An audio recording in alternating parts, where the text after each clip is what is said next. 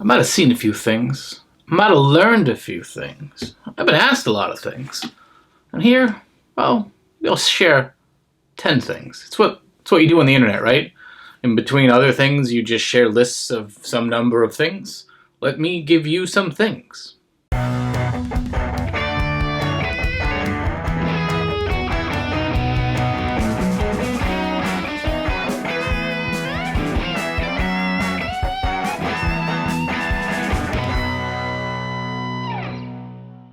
Hey everyone, I'm Nick in the States, and in this video we're going to go over the 10 things I've learned as a guitar YouTuber.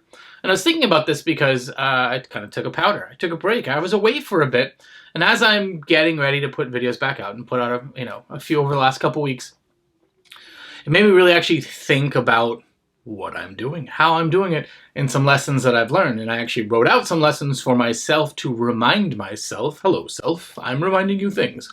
Thank you, self. You're welcome. Anyway, I'm still going crazy here, right? At least I have pants on. Maybe. Allegedly. For all you know, I have pants on right now. With all of that said, that made me write out this list of commandments for myself, but then realizing that, perhaps it would be useful for you guys in this little moment as a distraction to share them. So hopefully, this list of 10 things is useful for you. First thing, I've had people ask me over time, like, how'd you get subscribers? How'd you get to some level of whatever? And I'm just relatively small change in the whole thing, but it's enough that I get a little bit of revenue and I get to get some little bit of support from certain manufacturers, which helps, and it makes it great, really. So how did you get in? And for me, what I found was I started out with one niche and pivoted. My first videos were actually about the bad stuff. Fake Gibson guitars, Gibsons. And I had bought one and was kind of fascinated in the process and how you go through it. And then I bought a second one, and then I kind of got over that. And I looked at other guitars, and then I found like Harley Benton's. And what I found was that I liked inexpensive gear. I appreciate inexpensive gear. And it happened to be a market that is kind of ripe because much of that gear people don't get a chance to play in a store or wherever they are is far. And so they research and look and pour over it, just like I did when I was looking at my first Agiles and Michael Kelly's. It was 2, 3, 4 months of watching videos and going to the website and reading Harmony Central forums on these guitars before I went and pulled the trigger. And so presenting content in that realm was good. I could also afford to do it, which was also good. My job and life setup meant that I could throw around a couple $100s a month on gear, and it didn't have a big impact. In fact, I smoked for a period of time. My wife hated it. I quit smoking. I put my cigarette budget into guitars. True story. And that's how all of this happened. The other thing is I know I'm not the world's best player. I'm comfortable in front of a camera. I like talking about things. I think I have an all right sense of humor. And so those are the things I kind of stress, and I've worked on the playing. You've got to still fill in those things. It's really important. But a lot of what was my strengths is being able to get gear, show it off, edit videos, do the tech stuff. That part was pretty easy. So for me, that's how those things worked. Listen, I know I'm not the world's best guitar player, but one of the things I learned is as long as I simplify it, keep it simple for what I can play in there and kind of go in with a plan, at least I can get the point across and I can continue to work and practice to get better. I went and watched some of my early videos, and it may not seem like I'm the best now, but there's a marked improvement. It was painful. And, practice. You don't have to be Ying Wei before you start, but put some effort in and keep working on it. And I could always do more there. Next, and this is important if you're going to do guitar videos, tuning matters. You will hear about it if it doesn't. Yeah, just tune your guitar, retune your guitar, check your guitar again, especially guitars that have been sitting around a bit. You may start off in tune and you're busy. It's hard because you're busy thinking about playing. You're thinking about presenting. You're thinking about talking. You're thinking about trying to figure out what you're going to play next, that sometimes you miss those little details. And I'm as guilty or more guilty than most. Tuning matters. Fourth thing is sound matters. This is a group of people that you're talking to that are used to listening to music and playing and whatnot. And so the acoustics of the room that you're in, the microphones that you use, the amp setup and how you're doing it, all these are really important because tone is so important to what's there. And that's why you see most people have lav mics. I'm in a room now that's better where I'm using a shotgun, although I have a lav coming in. I had a wireless lav packs and they just weren't great. So we're going to move to one here. I'm now closer to the interface that I can go with a short cord and not run the risk of killing myself in the room because I'm kind of a spaz. But sound matters. Record, listen, tweak, slow down a little bit. And that for me is a lot of it, is the slowing down process and paying attention to those little things. Once again, I am not perfect, but these are all things that I'm look and listen to. Comments, people in the comments are great about sharing these things. And so to be able to go back and continue tweaking. You know, you're never going to be perfect. You're always going to get better. Just when I think I had certain things figured out, I go to someone else's channel and it just looks 1,000 times better, sounds 1,000 times better, all the little things. And so ask what they're doing, how they're doing it, and work towards it. But it's not an all or nothing. Incremental improvement is still incremental improvement, and all of it's part of the fun journey. You may not believe this, but companies don't want to send you gear. They won't just pack up stuff and send it to you. Especially companies like, for me, inexpensive guitars and kind of a pretty good market that way. There was a large company that was very local to me that I reached out to and was like, hey, you're right down the street. Any chance I can borrow a couple guitars to do reviews for? Bring them right back. No cost really to anybody. And they were like, no, we're good. We don't do that. I'm like, I know, but like, I'm 2 towns over. Like, this would be fine. It seems like a good relationship. And my people are inexpensive guitars and mods and upgrades and stuff like that. I think that would be great. And they're like, nope, not going to do it. And that's like the easiest scenario. So you will find forward-thinking companies. Like Michael Kelly shipped me my first guitar from a vendor. Harley Benton has sent me one or two guitars, but also been good on like link referral stuff. So if you click and buy something from a link in the ad, I get a little bit of money, which helps me buy more gear or pay for gear I've already paid for the channel or cameras and stuff like that, to try and keep it at least somewhat cost neutral. But many companies have no interest, and that's it. And until you get big enough, I remember we reached out to a company. It was when Danny and I were doing videos, and he had a relationship with a company, and they were like, that's great, it's really cute, this is who we work with. And once you get closer to his subscriber range, and this guy had like 500,000 subscribers or something, and yeah, no, it just great, thanks. It was the nice way of being like, you're cute, now move along, Junior, and which is fine. You know, you got to know your place there. So keep working at it though. And the best thing is videos that companies I've worked with, right? Michael Kelly and Harley Benton are 2 companies that have on it. They've each sent me 1 guitar, right? And then Harley Benton, as I said, Toman does a link referral. But in sending me 1 guitar each, at that point, I think I had 6 Michael Kelly guitars and 5 Michael Kelly videos on the channel. Likewise, from the Harley Benton, I'd probably gone through 12 or 15 Harley Bentons before they did anything for me in that way. So it wasn't like the classic sellout of like, oh, they sent me this guitar and it's now the favorite thing on the planet. No, I was buying, using, and owning them before I actually even reached out and tried to establish a relationship. That's how I work. Other channels have all different types of formats. People are sending stuff through, all that kind of thing. But for me, that's how it goes. And that way I can still be pretty honest, or indeed just plain honest, about what I think about a guitar, and you know, that initial excitement versus some of the realities that go there. This one's really important, and it can't be understated. If you're just kind, and you're positive in the comments, and you're positive in the videos, and even when you're critical, you're open-minded about what you're saying, and you have a degree of empathy. It doesn't mean you have to have the most vanilla statements, but what it means is that you're not just railing and raging irrationally. What I have found is, for the most part, the comment community that pops up and the people that I've met there are similar. They go other places to hate rage and find things to be upset about. And ideally, they come to my channel and comment on my channel, and I know a ton of people because of it, because they want to come somewhere and just enjoy something and share it. And yes, laugh at things and tease Gibson for suing people and point out some stupid decisions. But it's from a place of, we just want them to do better. And to really at least make that a core foundation, and not stray too far from it. It really seems to drive a better community. I used to get a ton of, when I first started, I got a ton of just, you know, crappy commenters. And all I would do is block and delete. I didn't get involved in the back and forth, and I still don't. Because A, it's not energy I want to really deal with. And B, why feed it? Cut it, move on. And that's just my attitude on how to deal with things like that. Next, the churn is real.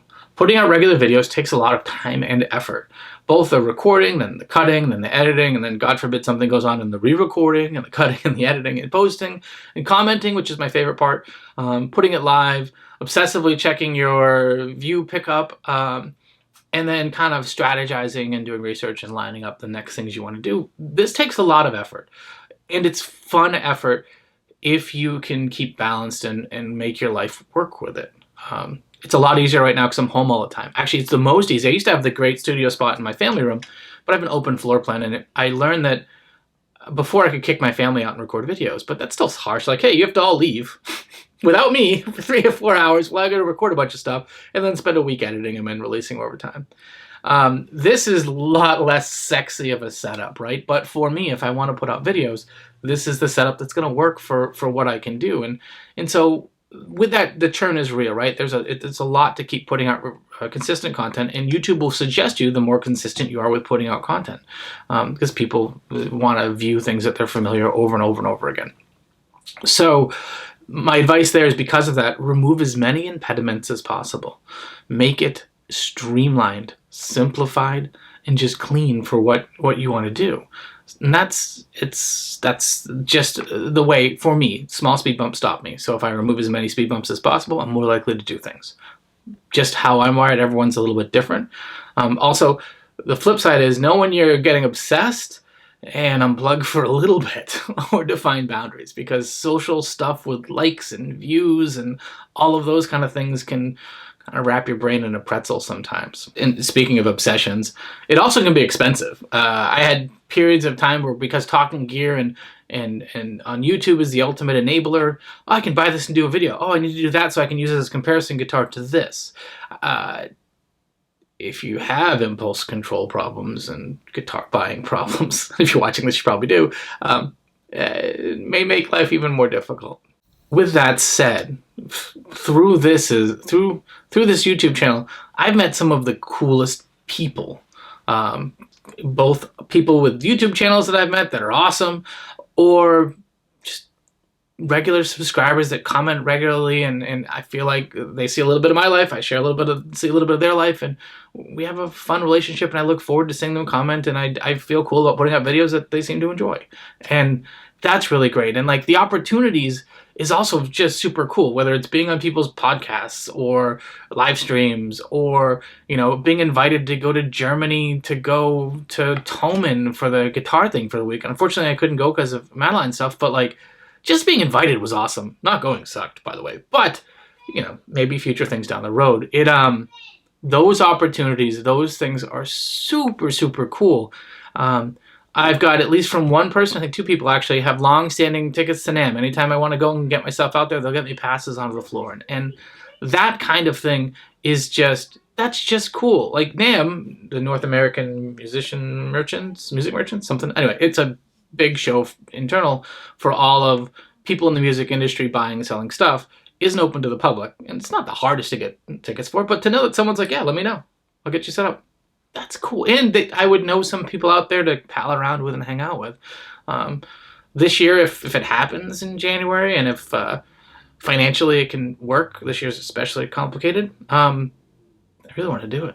So we'll see. Anyway, the next one is super important. Know your audience and know what they want. Once you've got some momentum, why are people coming back? What are the things that are important? I'm holding this guitar because this guitar taught me a ton of lessons. This is a Maestro SG copy thing that I got from Walmart, I think for $79, shipped to my door.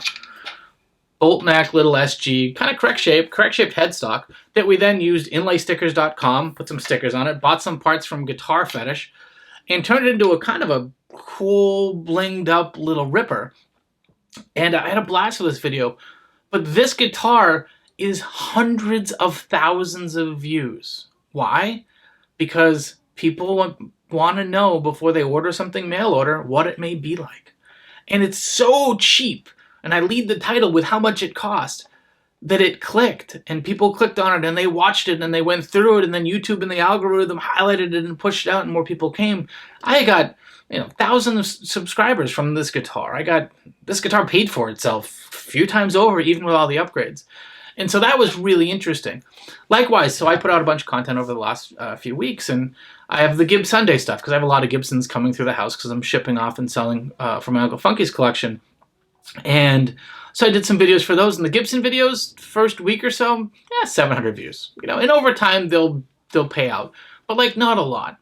The Harley Benton DC Junior, first week, almost 3,000 views.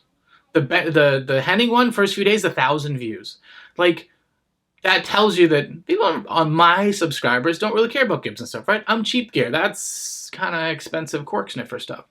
So, you know what your strengths are. And so what I do now is I use the community function to send out a poll, you know, about a week out for the next week to say, hey, I've got these 4 guitars. What do you want to see?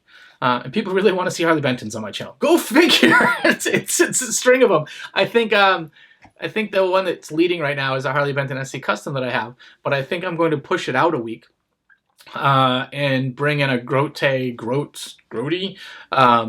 Les Paul custom copy with a Bigsby on it, just so that there's a break in nonstop Harley Benton content. So anyway, but also, like, you know, I have another Harley Benton guitar coming here that I rationalized purchasing, as said before, that the channel would really like it and it would be very interesting. And I think this one is also kind of special to me because of it's just a cool guitar honoring a cool person that I know who's sweet and I've known since 5 years ago or so when we both started doing videos.